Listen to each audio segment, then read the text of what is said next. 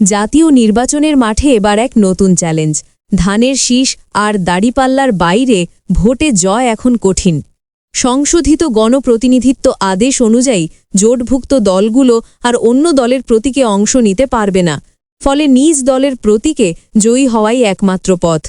গত 2 দশকে বড় দলের জনপ্রিয় প্রতীকে ছোট দলগুলো জয়ী হতো। এবার সেই সুযোগ বন্ধ।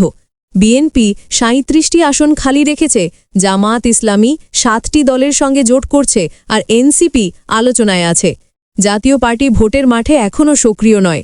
আওয়ামী লীগের নৌকা ভোটে নেই, জাতীয় পার্টি সংকটে। ফলে ধানের শীষ ও দাড়িপাল্লার প্রাধান্য বেড়েছে। রাজনৈতিক বিশ্লেষকরা বলছেন, এবার ছোট দলগুলো কিভাবে জোটবদ্ধ হবে এবং ভোটে প্রতীকে নির্ধারণ করবে তাদের ভবিষ্যৎ। ভোটাররা শুধু প্রতীক নয়, দেশের রাজনীতির ভারসাম্যও দেখবেন। ধানের শীষ ও দাড়িপাল্লার প্রাধান্য কি নতুন রাজনৈতিক দৃশ্যপটে সমঝোতার শক্তি হবে, নাকি এক নতুন চ্যালেঞ্জ সৃষ্টি করবে? সেই উত্তরের জন্য এখন অপেক্ষা।